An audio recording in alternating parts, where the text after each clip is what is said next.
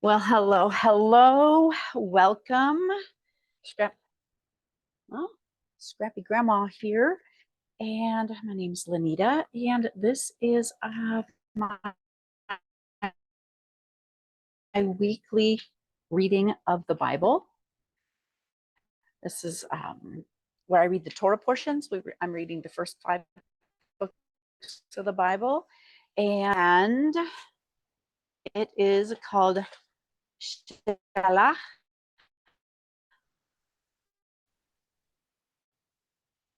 La Anyway, it is Numbers 13:1 through 15:41.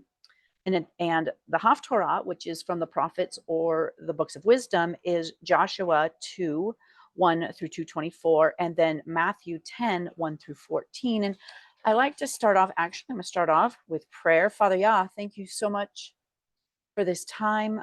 Send this video out to whoever you want to see it. Guide my words, help me to speak only your truth, and protect this from any kind of technology sabotage. And I just thank you so much for the opportunity. And I thank you for answering my prayer when I asked you to give me a love and a passion and a hunger and a thirst for your word, for answering that and giving that to me. And I pray that you send this out, and the same for everyone who reads or who hears this. Give them a love and a hunger and a thirst and a passion for your word, and to learning to know more about you and how to walk in covenant with you. In your son's precious name, thank you, Yeshua. Amen. Okay, so I like starting out with reading a bit out of a commentary. It basically it's called A Year Through Torah, a week by week journey for Christians, and it kind of really helps because those of us that came out of the Christian church, we are raised with a modern Christian mindset, and the Bible was written in an ancient Hebrew mind from ancient Hebrew. Um, and so this commentary kind of helps set the stage, gives us a bit of background. So it says, let's see, the Israelites had been through a lot after their miraculous deliverance from Egypt by the hand of Yah. First, they were led to Mount Sinai, where Moses was given the Torah, and the people were ratified as God's covenant children, where he gave them the 10 words, the 10 commandments, and then some. And they said, everything you say, we will obey. So we will hear, we will do. They willingly chose to enter into covenant with the Most High. It says, next, the Levitical priesthood was established, and the tribes of Israel were meticulously arranged into military camp formations around the Mishkan, which is the tabernacle, the dwelling place of the Most High. After camping at Sinai for over a year, so they left Egypt, and then they were in Sinai for a year, over a year. Then the Israelites were led by the Shekinah, the pillar of fire, or the cloud by day, fire by night. Well, here it is. Yeah, the Shekinah, the cloud by day, the pillar of fire by night. En route to the promised land, the land of Canaan, where Yah swore to give Abraham, the land of Canaan that the father that Yah had swore to give Abraham and his descendants forever. And all of these events happened during the first 13 months after leaving Egypt. I don't know how many times I've read the Bible over the last 40 plus years and never knew that. And I find those kind of tangible, interesting facts very, just it helps paint the whole picture for me. So anyway, this parsha, which means this portion, this section, opens with the Shekinah, the fire or cloud, leading the Israelites near the land of Canaan, and Yah instructing Moses to send 12 spies. We all know that story. One prince from each of the 12 tribes. I never knew that either. So I was so fascinated to learn that that's what those 12 spies were one prince from each of the 12 tribes to go into the land of Canaan and bring back a report. So Yah spoke to Moshe, saying, "Send men to spy out the land of Canaan, which I am giving to the people of Israel. From each tribe and of their fathers, you shall send a man, every one a chief among them."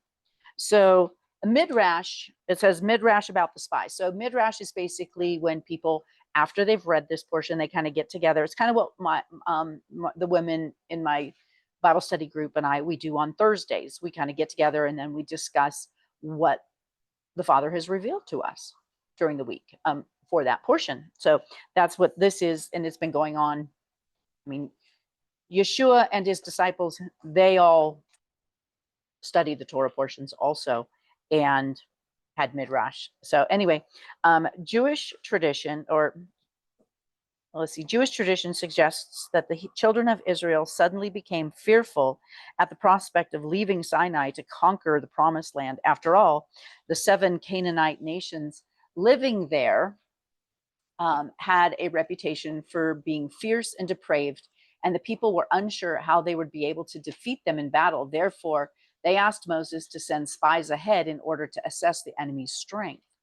Moses asked Yah, who acquiesced with the people's demand and told him to select the best men from each tribe to send to be sent as a spy. One prince from each tribe was selected, though the tribe of Levi was exempt from this mission. Moses renames Hosea. Moses' faithful servant Hosea, Joshua, was the spy chosen from the tribe of Ephraim before sending him on his mission. However, Moses renamed him Joshua, appending the letter Yod to his name to make it begin with the name of the Most High, Yod, Yahshua. Hold on one second. Did you need me for something, Sweet Pea? No? Okay, you need to stay in the house while I'm doing this, okay? Okay. I've got my little sidekick with me today. So a translation of the Torah, Targum Yonasan, states that Moses made the name change because he was afraid that Hosea's humility would make him susceptible to being influenced by the spies. The Talmud states that Moses foresaw the treachery and faithlessness of the spies and renamed Hosea in order to remind him that Yod He Vav He, the Most High, Yahweh, must come first.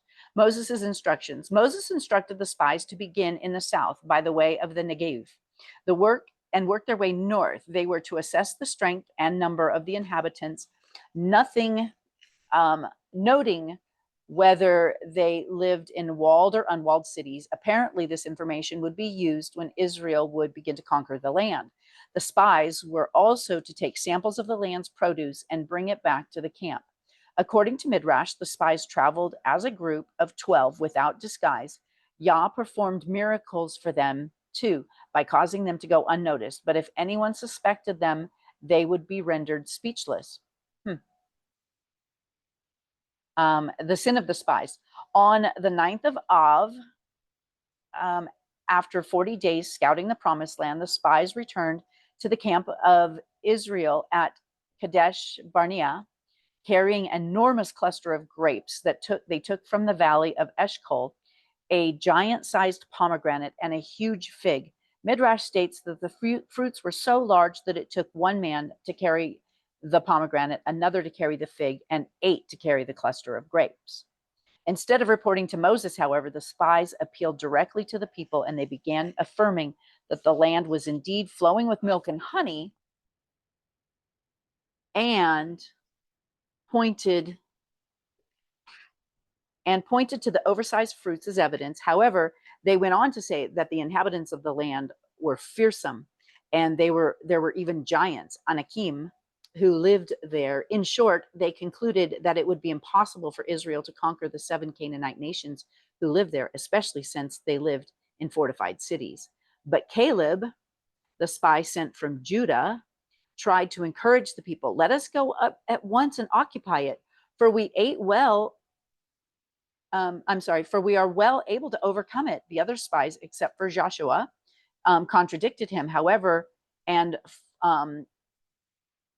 fomented greater fear in the people by describing the giants as descendants of the Nephilim, the supposed survivors of the great flood, who were so named because they caused those who saw them to fall down in fear for their lives. We seem to ourselves like grasshoppers before them, and so we seemed to them. And that was part of, well, only Joshua and Caleb showed genuine faith and insisted that the land could be vanquished just as Yah had promised. And, so basically that's the whole thing, is they had faith. The other ones actually started exaggerating, because the Nephilim were, some of the first, well, it was the post-flood Nephilim, survivors of the great flood. They were much larger than the giants of this time, so they were exaggerating and trying to instill fear.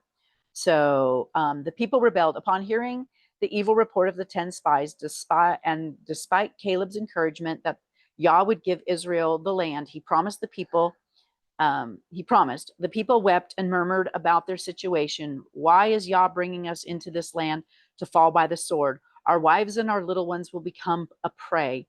Would it not be better for us to go back to Egypt? And they said to one another, let us choose a leader to go back to Egypt. I mean, they're seriously rebelling. Upon hearing this, Moses and Aaron prostrated themselves before the people, while Joshua, and Caleb rent their clothes and insisted that Yah was able to defeat the enemies in the land, for they are bread for us. Their protection is removed from them, and Yah is with us. Do not fear them. Numbers 14:9. The people, however, picked up stones to stone them to death, when the glory of Yah suddenly appeared at the Mishkan, the tabernacle, before all the assembled people. And then Moses' intercession for the people. So I'm just going to go ahead and get started. And one thing I realized I forgot, so let me do this real quick if I'm able, is I wanted to bring up, oh, do I have it here? Blue, where is eSword? Let me bring up eSword. I'm new. You want to get on my lap? Okay, hold on just a second. Let's get back. There you go. Let me see. Let me share my screen. Share screen. How do I do that? Okay, so share. How do I share my screen? Multiple participants. No, I want to share my screen. Maybe over here. Oh, darn it. I should have had this set ahead of time. Share. That's for participants. Well, I won't, maybe host tools. Maybe it's in host tools. There we go. Enable waiting room. Share screen. See if that'll work. That go away. Let's see. Share screen. Oh. Well, I might have to just do it next time, because I didn't have it, but I do have it in my Bible.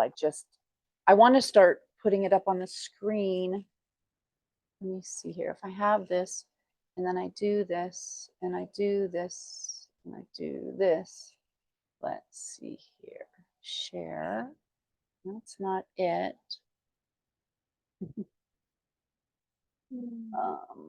Allow all persons in. Okay, that's completely different. Well, darn it, it's not in the. Yeah. No, I didn't get it set up right. So we're set to meeting info, apps, whiteboard, notes, doc, breakout rooms, captions.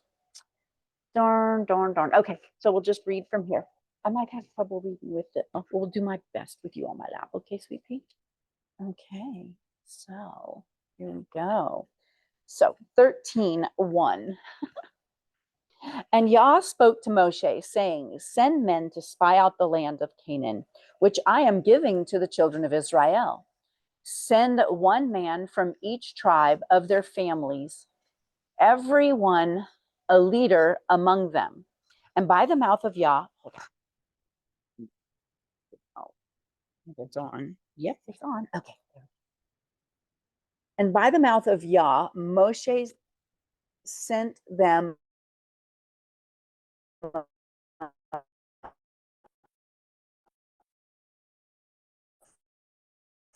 from the wilderness of names. From, I guess I did know this, I just didn't put it all together in my brain. So from the tribe of Simeon, Shaphat, son of Hori; from the tribe of Yehuda, Caleb, son of Yefunni; from the tribe of Issachar, Yigal, son of Yosef; from the tribe of Ephraim, Hosea, son of Nun, or Joshua, from the tribe of Benaim, Benjamin, Palti, son of Raphu; from the tribe of Zebulun, Gadiel, son of Sodi; from the tribe of Yosef; from the tribe of Manasseh, Gadi, son of Susi; and from the tribe of Dan, Amaliel, son of Gamali; from the tribe of Asher, Shether, son of Michael; from the tribe of Naphtali, Nabi, son of Wapsi; from the tribe of Gad, Gaul, son of Maki. These are the names of the men whom Moshe sent to spy out the land, and Moshe called Hosea, the son of Nun, Joshua. And Moshe sent them to spy out the land of Canaan. And Joshua was actually an assistant to Moshe from his youth. We learned that in the last portion.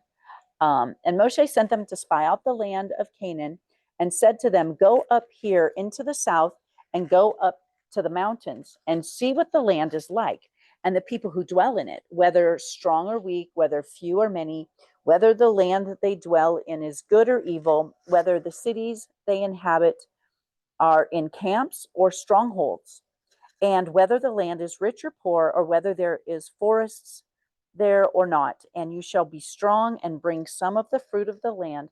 Now the time was the season for the first fruit of grapes, because it was right after, I'm pretty sure it was right after Passover. And so, yeah, it's the spring going into the summer, because it was Av, which I think, I don't know my months well enough. I don't have them memorized, but anyway. So they went up and spied out the land from the wilderness of Sin as far as Rehob, near the entrance of Hamath. And they went up through the south and came to Hebron, and Ahimam, Shashi, and Ptolemy, the descendants of Anak, were there. Okay, so there were giants, but they weren't the old school giants that were much larger and were known to be cannibals. So now Hebron had been built 7 years before. So Tosan before Tosan in Mitzrayim.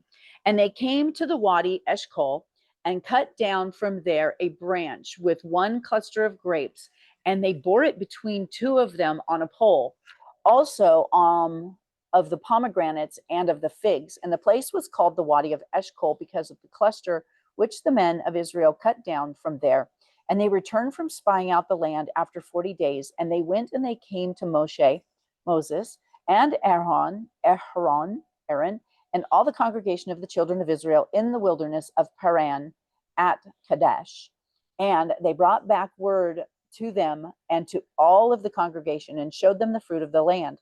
And they reported to him and said, we went to the land where you sent us, and truly it flows with milk and honey, and this is its fruit.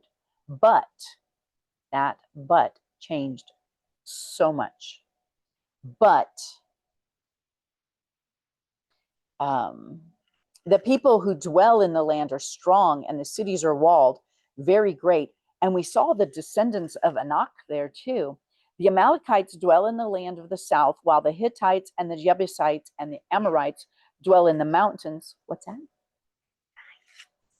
Giants, yes, giants. Yeah, real. Yeah, they were real. Mm-hmm. Let's see. And the Canaanites dwell by the sea along the banks of the Yarden. And Caleb scienced the people before Moshe and said, let us go up at once and take provisions, for we are certainly able to overcome it. But the men who had gone with him said, we are not able to go up against the people, for they are stronger than we. And they gave the people of Israel a very evil report of the land which they had spied out, saying, the land through which we have gone as spies is a land eating up its inhabitants, and all the people whom saw it in it are men of great size. And we saw there the Nephilim, sons of Anak, and Anak of the Nephilim. And we were like grasshoppers in our own eyes. See, the enemy was able to exaggerate and play on their fear. And it says, and we in our own eyes, we are like grasshoppers in our own eyes. And instead of having faith that Yah is most able to do this. And so we are in their eyes. So they perceived if they were grasshoppers in their own eyes, then they were grasshoppers in silly. Okay, no distracting. Okay, thank you. So if they were grasshoppers in their own eyes, they, projected out that they were also grasshoppers in the inhabitants' eyes. 14. Then all the congregation lifted up their voices and cried, and the people wept that night. And all the children of Israel grumbled against Moshe and against Aaron. And all the congregation said to them, if only we had died in the land of Mitzrayim in Egypt, or if only we had died in the wilderness. And why is Yah bringing us to this land to fall by the sword, that our wives and children should become a prey? Would it not be better for us to turn back to Mitzrayim? And what's so frustrating is that he for generations, he had, like from Abraham and all the stories that they know, they were promised this land that was promised to them. I'm sorry, I got this, looks like a big old button on top of my head. Anyway, so for them to just dismiss the promise and go back, and be consumed by their fear, it's just so sad. So, and they said to each other, let us appoint a leader and let us turn back to Mitzrayim, to Egypt. Then Moshe and Aaron fell on their faces before all of the assembly of the congregation of the children of Israel. And Joshua, son of Nun, and Caleb, son of Yefunni, who were among these, who had spied out the land, tore their garments, and they spoke to all the congregation, to the children of Israel, saying, the land we passed through to spy out is an exceedingly good land. If Yah has delighted in us, then please stop. Okay, why don't you go do some more artwork for Grandma, okay? Okay. So that's distracting for the people to watch this while you're making silly faces, okay? They're supposed to be listening to my story. Put this back on your head. Someone wanted to be like Grandma and have a headband on today. There you go. Good job, baby girl.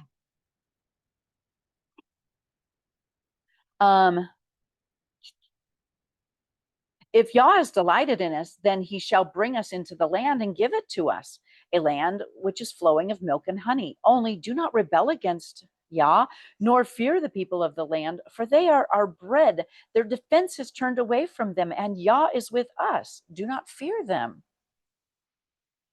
But all of the congregation said but all the congregation said to stone them with stones. Then the esteem of Yah appeared in the tent of appointment before all the children of Israel. And Yah said to Moshe, how long shall I be scorned by these people? And how long shall I not be trusted by them? Really good thing for us to take serious in our lives today is, if he's given us promises, we need to stand on those and trust him. How long shall I not be trusted by them with all the signs which I have done in their midst? Let me strike them with the pestilence and disinherit them and make of you a great nation and mightier than they. So, they're like, he's like, I'm done. I want to just take them out and then make a great nation of you, Moshe. But this shows Moshe's humility. And they say he was the most humble man that ever lived. And Moshe said to Yah, then the Mitzrayites shall hear of it, and by your power you brought these people up from their midst. And then they shall say to the inhabitants of this land that they have heard that you, Yahweh, are in the midst of these people, and that you, Yahweh, are seen eye to eye, and that your cloud stands above them, and you go before them in a column of a cloud by day and a column of fire by night.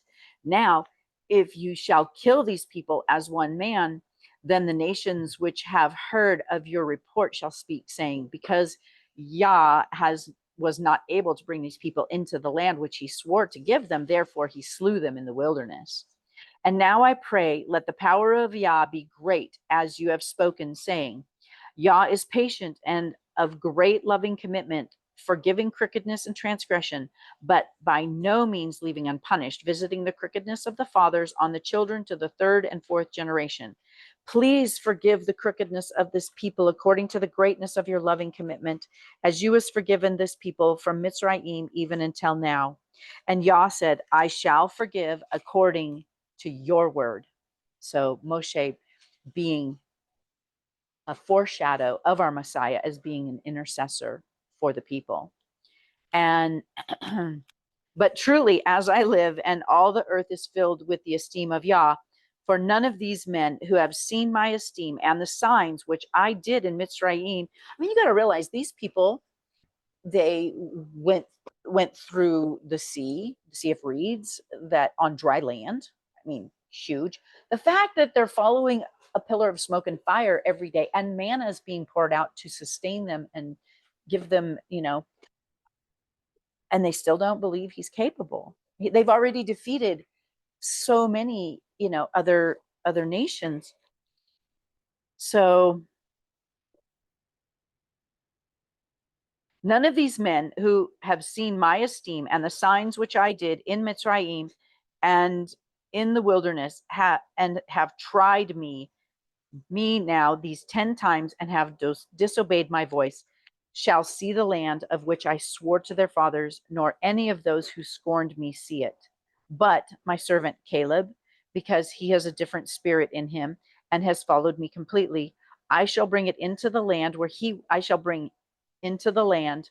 where he went, and his seed shall inherit it. And this is kind of cool because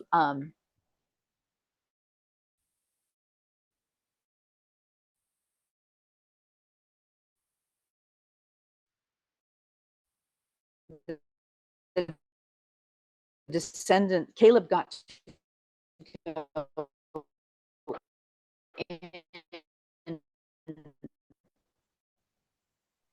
to where he went. Not positive, I'm sure the original olive tree he was grafted in from a different nation,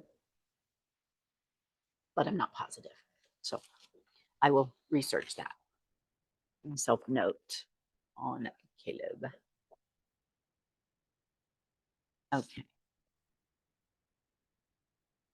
Since the Amalekites and the Canaanites are dwelling in the valley, turn back tomorrow and set out into the wilderness by the way of the Sea of Reeds. He's basically turning them all the way back around.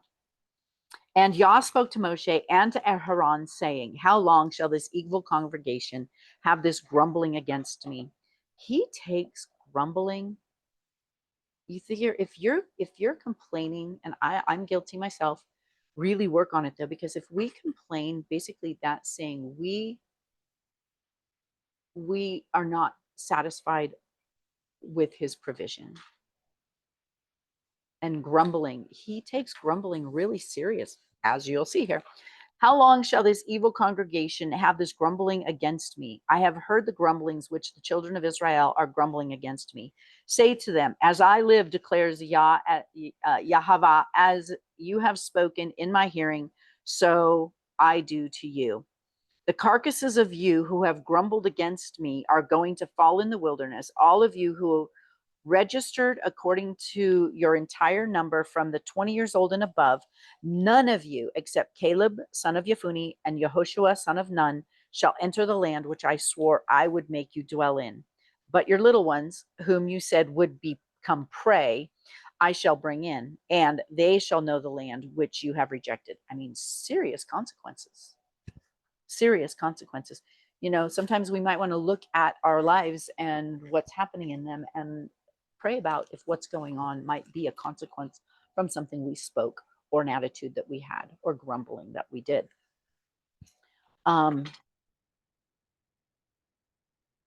But as for you, your carcasses are going to fall in the wilderness, and your sons shall be wanderers in the wilderness 40 years, and shall bear your whorings until your carcasses are consumed in the wilderness. They could have gone right then.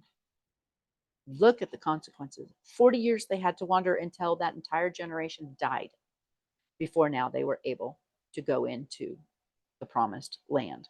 So, according to the number of days in which you spied out the land, 40 days, a year, a day for a year, a day for a year, you are to bear your crookedness 40 years, and you shall know my breaking off. And I, Yahweh, have spoken. I shall do this to all this evil congregation who are meeting against me in the wilderness. They are consumed, and there they die. And the men Moshe sent to spy out the land, who returned and made all the congregation grumble against him by bringing an evil report of the land. Even those men who brought the evil report about the land died by the plague before Yah.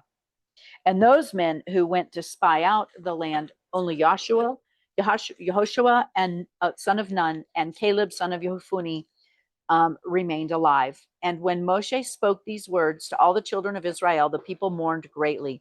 And they rose up early in the morning and went up to the top of the mountain, saying, See, we have indeed sinned, but we shall go up to the place which Yah had spoken of. But Moshe said, Why do you now transgress the mouth of Yahweh, since it does not prosper? Do not go up, lest you be smitten by your enemies, for Yah is not in your midst. Because the Amalekites and the Canaanites are there before you, and you shall fall by the sword, because you have turned away from Yah. Yah is not with you. But they presumed to go up to the mountain, but neither the ark of the covenant, nor Yah, nor Moshe left the camp. So the Amalekites and the Canaanites who dwelt in the mountain came down and struck them and beat them down, even to Hormah. 15. Let's see real quick. Let me see where I'm supposed to stop here. There. Okay. And Yah spoke to Moshe, saying, Speak to the children of Israel and say to them, When you have come into the land of your dwelling, which I am giving you, and you make an offering by fire to Yah, an ascending offering, or a slaughtering to accomplish a vow, or as a voluntary offering, or in your appointed times, do make a sweet fragrance to Yah from the herd of the flock. Then he who brings near his offering to Yah shall bring near a grain offering of 1/10 of an ephah of fine flour, mixed with 1/4 of a hin of oil, and 1/4 of a hin of wine as a drink offering you prepare with the ascending offering or the slaughtering for each lamb. Or for a ram you prepare as a grain offering 2/10 of an ephah of fine flour mixed with 1/3 of a hin of oil, and as a drink offering you shall bring 1/3 of a hin of wine as a sweet fragrance to Yah. And when you prepare a young bull as an ascending offering, or as a slaughtering to accomplish a vow, or as a peace offering to Yah, then shall be brought with the young bull a grain offering of 3/10 of an ephah of fine flour mixed with 1/2 of a hin of oil, and bring as a drink offering 1/2 of a hin of wine as ascending as an offering made by fire, a sweet fragrance to Yah. This is what is done for each young bull, for each ram, or for each lamb or young goat, according to the number. Let all who are native do so with them in bringing near an offering made by fire, a sweet fragrance to Yah. And when a sojourner, that's the grafted. Well, actually, we had a really interesting conversation, because there's the sojourner and then there's the mixed multitudes. So, we kind of got the impression that the sojourner are people from the other 70 nations that have come into covenant and agreed to Shema, to obey, to do and obey, to hear and obey and do the commandments and live by Torah and walk in covenant, as the grafted in wild olive branch. But then there's the mixed multitude that's also coming along with the Israelites, and they are, you can go ahead and put those on if you want to. Just be careful with them, okay? And they might hurt your eyes. She likes my glasses because I can change my glasses and make them fun, and she likes fun and colorful. She's like her grandma, likes fun and colorful. So anyway, so what was I? Oh, so here, and when a sojourner sojourns with you, or whoever is among you throughout your generations, and would make an offering made by fire. So, I mean, if they're going, if they are, from the other nations, grafted in, obviously they're grafted in if they're choosing to come and make offerings, and live in covenant and walk as the Israelites walked. So, um, and when a sojourner sojourns with you, and whoever is among you throughout your generations, and would make an offering made by fire, a sweet fragrance to Yah, as you do, so he does. So basically, teach them how to do this. One law is for you of the assembly and for the sojourner who sojourns with you. A law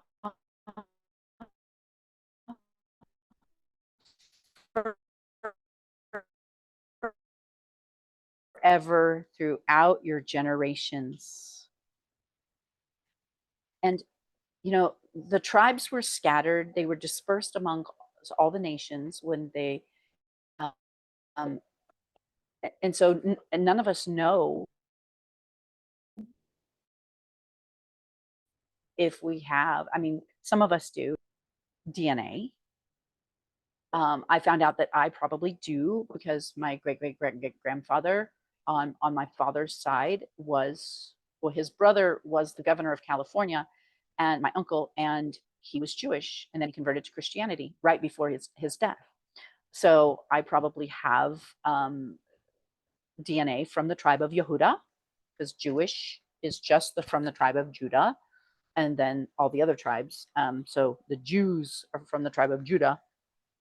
But anyway, but if you don't, but you choose to walk in covenant and keep his commands, and here it says one law, one Torah, one set of instructions for both the native born and those who sojourn with you, a law forever throughout your generations, forever, as as you are, so is the sojourner before Yahweh. One Torah, one set of instructions, and one right ruling is for you and for the sojourner who sojourns with you. So those who choose to walk in his ways, in the ways of Yeshua, our Messiah, the disciples, they walked in his ways. That's what we try to do, is walk in his ways.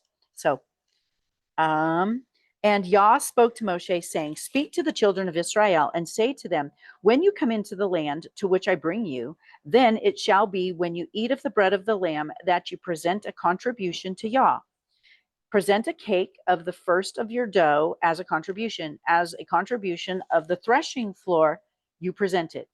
Of the first of your dough you are to give to Yah, a contribution throughout your generations. And when you sin by mistake and do not do all of these commands which Yah has spoken to Moshe, all that Yah has commanded you by the hand of Moshe from the day Yah gave the command and onward throughout your generations, then it shall be, if it is done by mistake without the knowledge of the congregation, that all the congregation shall prepare one young bull as an ascending offering, as a sweet fragrance to Yah, with its grain offering and its drink offering, according to the right ruling, and one male goat as a sin offering. Then the priest shall make atonement for all the congregation of the children of Israel, and it shall be forgiven them, for it was by mistake. And they shall bring their offering, an offering made by fire to Yah, and their sin offering before Yah to their mistake, for their mistake. And it shall be forgiven all the congregation of the children of Israel and the sojourner who sojourns in their midst, because all the people did it by mistake. And if a being sinned by mistake, then he shall bring a female goat a year old as a sin offering, and the priest shall make atonement for the being who strays by mistake, when he sins by mistake before Yah, to make atonement for him, and it shall be forgiven him. For him who does whatever by the mistake, there is one Torah, both for him who is a native among the children of Israel, and for the sojourn who sojourns in their midst. how many times does he have to repeat it? And this is, it's so plain and black and white. The Torah, the instructions, they're not just for the nation of Israel. They're for anyone who chooses to walk in covenant with the Most High. He gave his standard to the children of Israel, but also to the people who are with them. But the being who does whatever defiantly, so this is something really fascinating. There is no atonement in the sacrificial system. There is no atonement for intentional sin. So, but the being who does whatever defiantly, whether he is a native or a sojourner, he reviles Yahweh, and that being shall be cut off from among his people.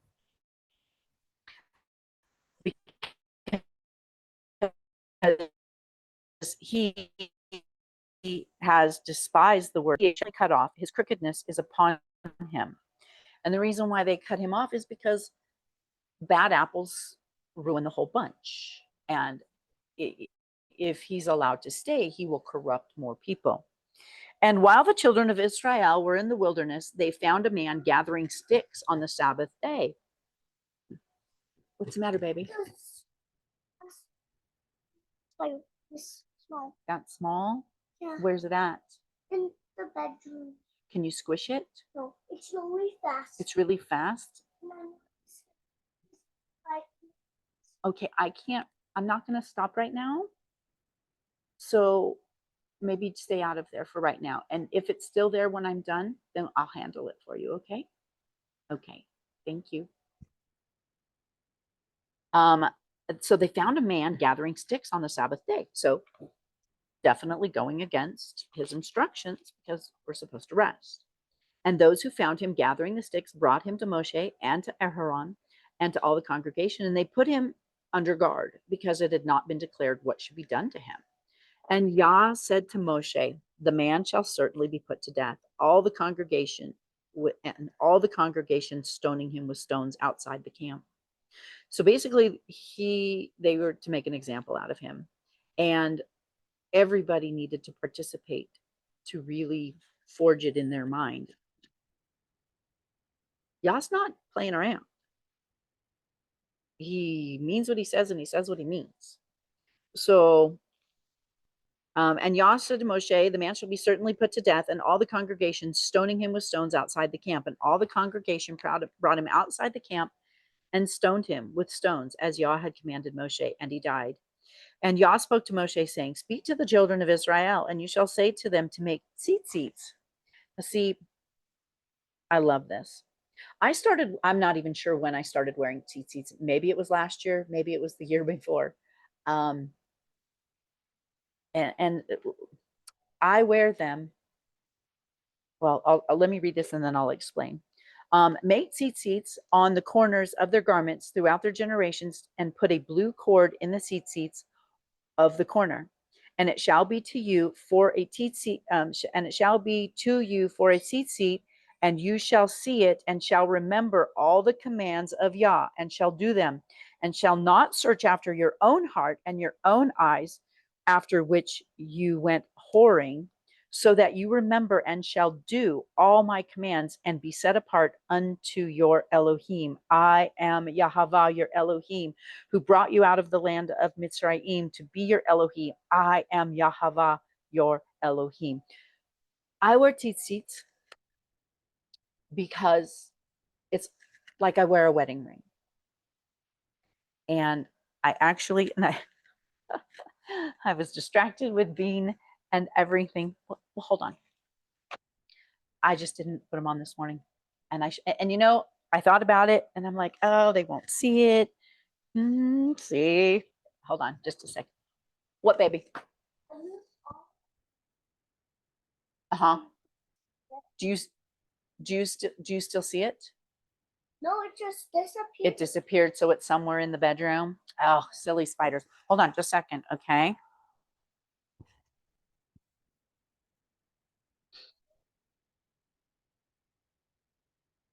Okay, I gotta go show these here. Come in here. Okay. So here are my seeds.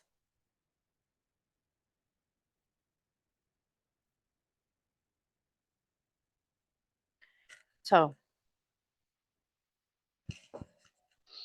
I have a few different ones, a few different colors, and it is amazing. When I started wearing these,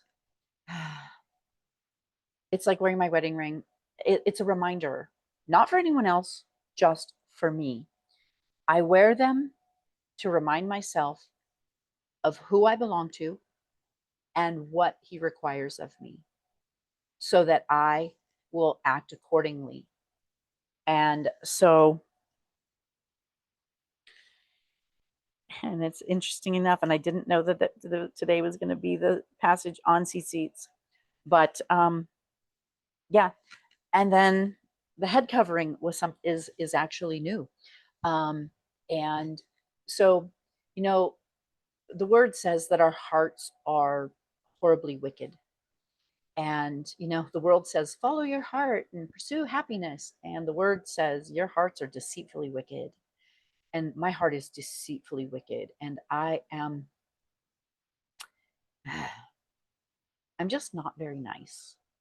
I have a very short temper and I blurt out and I say things. And the seats have helped me behave myself in public and be kinder to people because I was just rude. But here recently, the Father's really been working with me, and I've been struggling and practicing and working on it. Um, being kinder to my husband. You know, we treat everyone outside the home better than we treat the people inside our own house, and he has really been convicting me, and I'm struggling to get it right. And he basically commanded that I start covering my head basically the same as the seats, to remind me of who I belong and how I need to behave.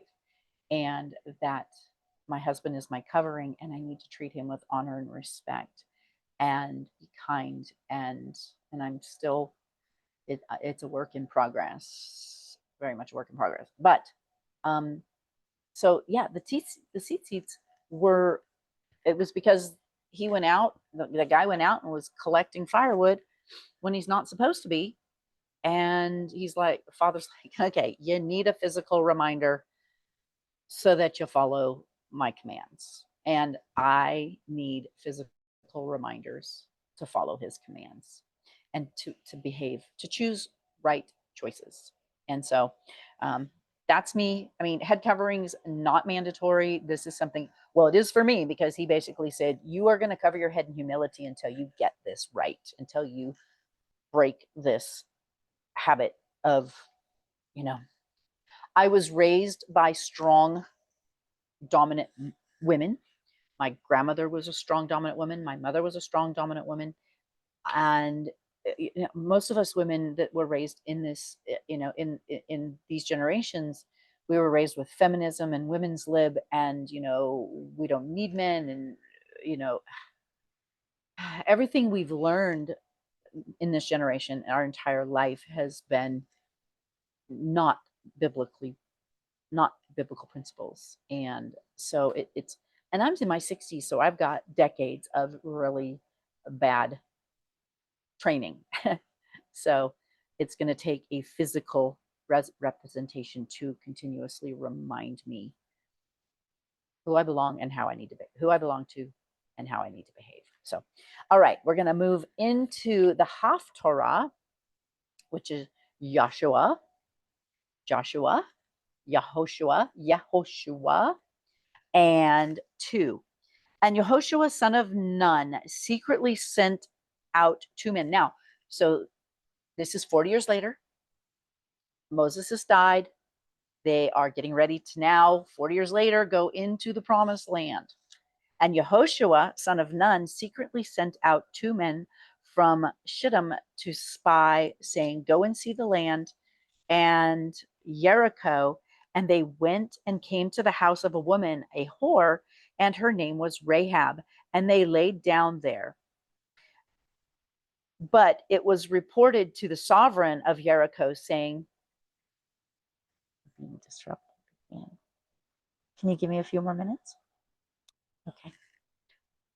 And it was reported to the sovereign of Jericho, saying, see, men from the children of Israel have come here tonight to search out the land. And the sovereign of Jericho said to Rahab, saying, bring out the men who have come to you, who have entered your house, for they have come to search out all the land. But the woman had taken the 2 men and hid them.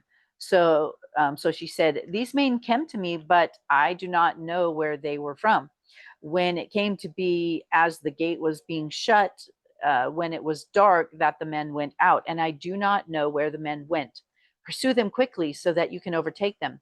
But she had brought them up to the roof and hidden them in the stalks of flags, which she had laid out on the roof. And the men pursued them by the way of the Yarden to the fords, and they shut the gates afterwards as soon as the pursuers had gone out.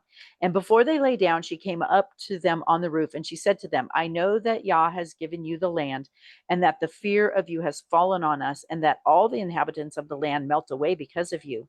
For we have heard how Yah dried up the water of the Red Sea for you when you came out of Mitzrayim, Egypt, and when you did to what you did to the 2 sovereigns of the Amorites who were beyond the Yarden, Sihon and Og, whom you put under the ban. I mean, you killed them. And when we heard, our hearts melted, and there was no spirit left in anyone because of you. For Yah, your Elohim, he is Elohim of the heavens above and the earth below. And now please swear to me by Yah, since I have shown you loving commitment, that you will also show loving commitment to my father's house, and shall give me a true token, and shall spare my father and my mother and my brothers and my sisters and all that they have, and shall deliver our lives from death. And when the men said to her, our lives for yours, if you do not expose this matter of yours, then it shall be, when Yah has given us the land, that it shall we shall treat you in loving commitment, in a loving commitment way, and truth, in loving commitment and truth. So she let them down on a rope through the window, for her house was on the city wall, and she dwelt on the wall. And she said to them, go to the mountains, lest the pursuers come upon you, and you shall hide there 3 days until the pursuers have returned, and afterwards go on your way. Then the men said to her, we are released from this oath of yours, which you have made us swear, unless when we come into the land, you bind this line of scarlet cord in the window through which you let us down, and unless you bring your father, your mother, and your brothers and all your father's household to your own home, it shall be that anyone who goes outside the doors of your house into the streets, his blood is on his own head, and we are innocent. And anyone who is with you in this house, his blood is on our head, if a hand is laid on him. And if you expose this matter of ours, then we shall be released from your oath which you made us swear. And she said, let it be according to your words. And she sent them away, and they went. And she bound the scarlet cord in the window, and they left, and they came to the mountains, and they stayed there 3 days until their pursuers returned. And the pursuers sought them in all the way, but did not find them. Then the 2 men returned and came down from the mountains and passed over, and they came to Yehoshua, son of Nun, and related to him all that had befallen them. And they said to Yehoshua, truly Yah has given all the land into our hands, and also all the inhabitants of the land have melted away because of us.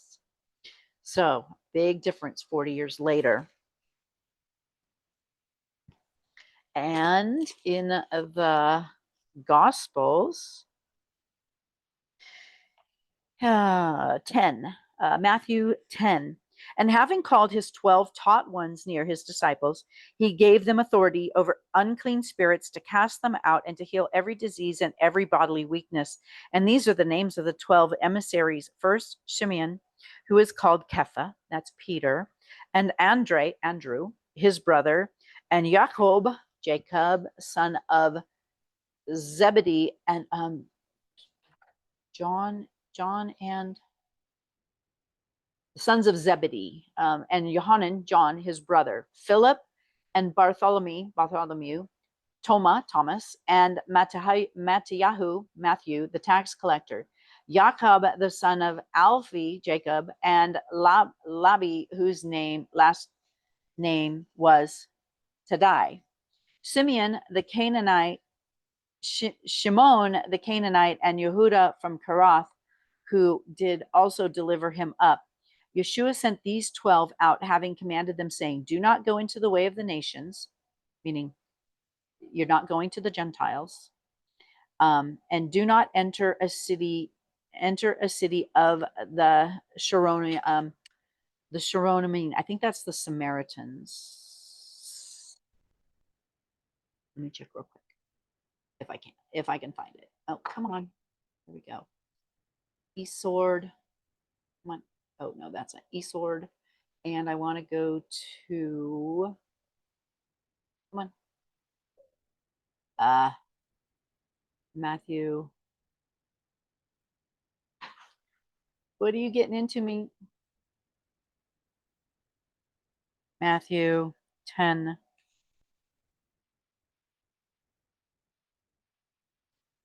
10:5. 10. 1, 2, 3. These 12, Jesus set forth and commanded them, do not go the way of the Gentiles or into any city of the Samaritans. Enter ye not. Okay. So, yeah, not to go into the nations and do not enter the city of the Samaritans, but rather go to the lost sheep of the house of Israel. This is something that really continues to like pound in my brain. Yeshua himself said that he came for the lost sheep of Israel. Yes, Peter later, with his vision of the sheet coming down with all of the different foods on it, was basically telling him to not call Gentiles unclean once they've come into covenant. But yeah, he told them to stay and just stay in with the lost sheep of the house of Israel. So basically, stay within your nation here and go proclaiming, saying, the reign of the heavens has drawn near. Heal the sick, cleanse the leper, raise the dead, cast out demons. You have received without paying, give without being paid. Thank you, Father. Do not acquire gold or silver or copper for your money belts, or a bag for your journey, or 2 undergarments or sandals or staffs, for the worker is worthy of his food. And into whatever city or village you enter, ask who is worthy in it, and stay there until you leave. And as you enter into a house, greet it. And if the house is worthy, let your peace come upon it. Let your shalom come upon it. But if it is not worthy, let your peace return to you. And whoever does not receive you, nor hear your words, when you leave that house, one moment, baby, I'm almost done. And whoever does not receive you, nor hear your words, then, yes, you may. No, Yes, you. Okay. It's not working. Okay, then wait 1 minute and I'll help you. Wait until I'm finished here, okay? And whoever does not receive you, nor hear your words, when you leave that house or city, shake off the dust from your feet. So, thank you, Father. Thank you, Father, for just the opportunity to be able to share your word. What an honor and a privilege it is. And I am humbled by you giving me this assignment. Bless all who hear this. Help them to have a wonderful day. In Yeshua's name. Amen. Be blessed. I'll be, Yah willing. I normally record this on Mondays, but I helped Lacey out with the, I took the 2 big grandchildren to gymnastics yesterday and then had them here. So this got pushed off to Tuesday. But I have, normally I read on Fridays and my Friday just got full too. So I'll figure out when to record Friday. I'll squeeze it in somewhere this week so that hopefully I can go ahead and post it on YouTube on Friday. So be blessed. Thank you for your time. And if you have any questions or anything, put it in the comments. I guess I should do the whole YouTube spiel: like, comment, subscribe, share, do all the things. I don't really do this for growth and for whatever. I do this because I'm being obedient to the Most High in what He's asked me to do in sharing His word with whoever He sends and wants to hear it. You want to say bye? Bye. All right. Bye bye. Let's see. End.